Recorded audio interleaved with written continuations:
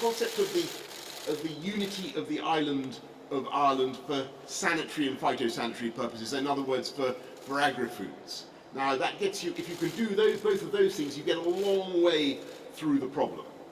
There are still issues to be resolved, but there are other ideas that we will be bringing forward to address the full range of complexity involved. I don't underestimate the difficulties that we face and the technical problems and the political sensitivities. All I'm saying to you today is that I do think there is a way through that can satisfy the needs of Irish business and farmers and everybody in this country, but also ensure that the UK is able to respect the democratic wishes of the whole United Kingdom. I think there is a way of doing that.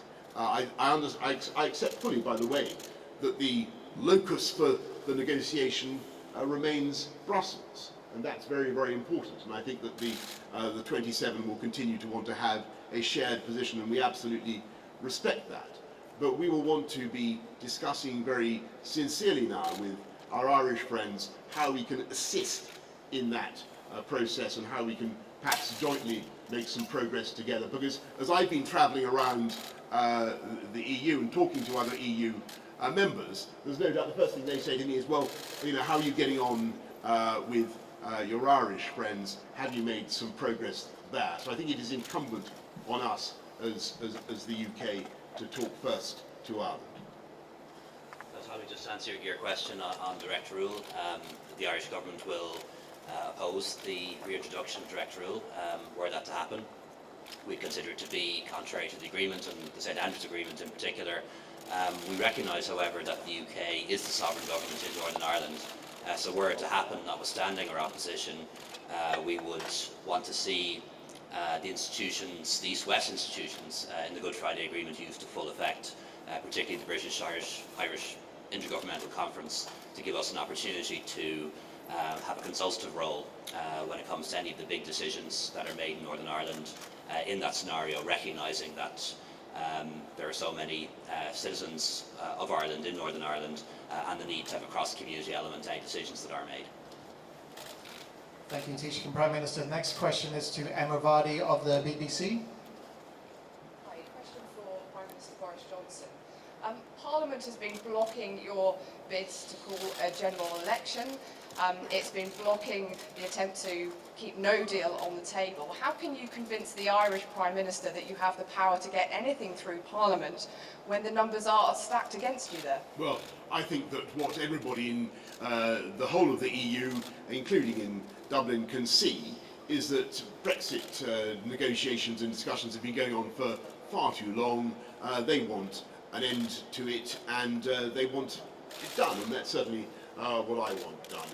And we will come out on October the 31st, and I'm sure that, as I say, parliamentarians will see the wisdom of doing that and respecting, honouring the referendum result, the democratic referendum result.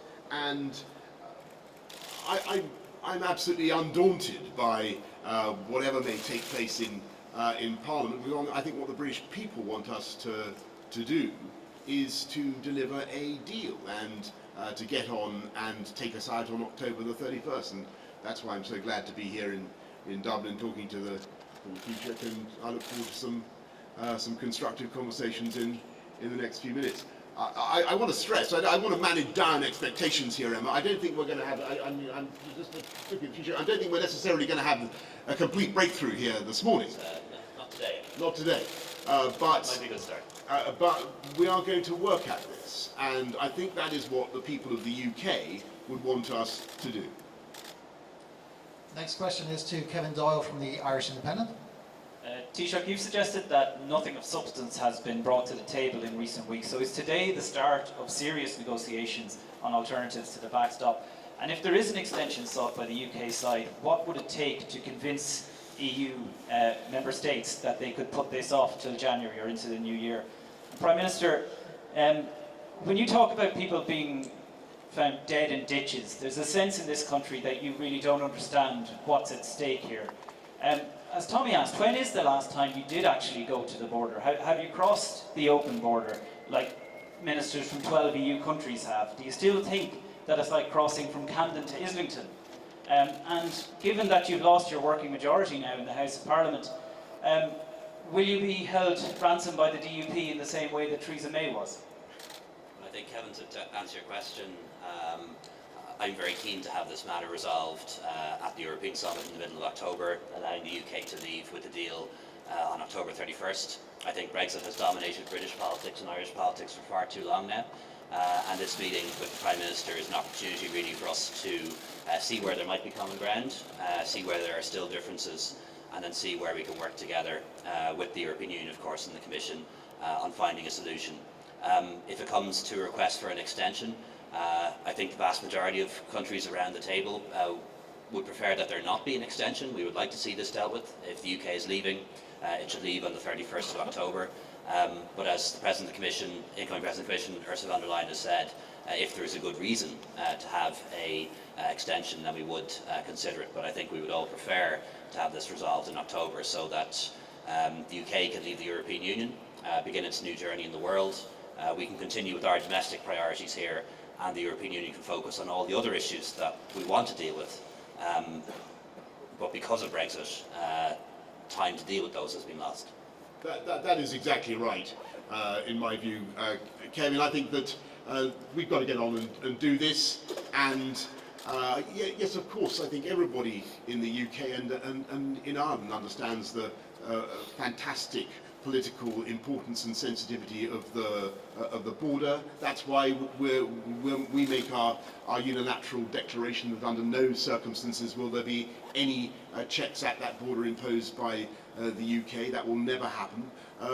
We must ensure that there is an open border and that goods and people can circulate in the normal way, and that is what we will get done. But we must also simultaneously allow the UK's democratic decision to be honoured, and that is the question that has bedeviled the talks over the last 3 years. I genuinely think it can be done. I think there is a way forward, and I'm delighted that it is being approached in a very positive way by governments around the EU, but particularly obviously here in Dublin.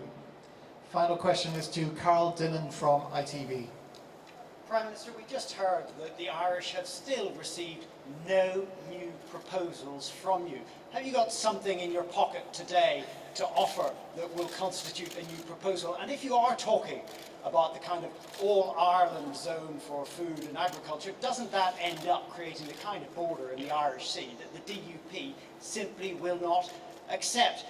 And Taoiseach, if I may, isn't it still the truth that as the 31st of October draws near, that no backstop would still be better for Ireland than no deal? Well, Carl, first of all, there are an abundance of proposals that we have, but I just don't think, if I may say so, I think it entirely reasonable to share them with you today, Carl. We will be producing ideas for our friends and partners, not least here in Dublin, about how to take this forward. We have, I've indicated the areas in which we think progress needs to be made, and I think also progress will need to be made on the political declaration as well as to the body of the text of the current withdrawal treaty.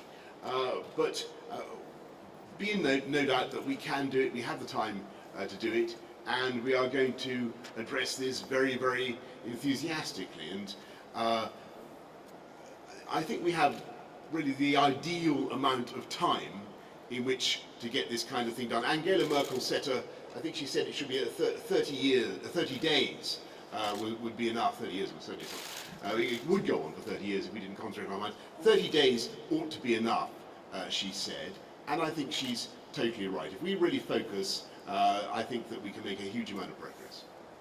To answer your question, in the absence of agreed alternative arrangements, no backstop is no deal for us. All it does is kick the can down the road for another 14 months. Another 14 months of uncertainty for business, another 14 months of uncertainty for people north and south of the border. So that's not an option that we find attractive at all. Thank you very much, Taoiseach, Prime Minister. That's all we have time for today, members of the press. Thank you. Thanks, everyone. Handshake again. Handshake again, gentlemen.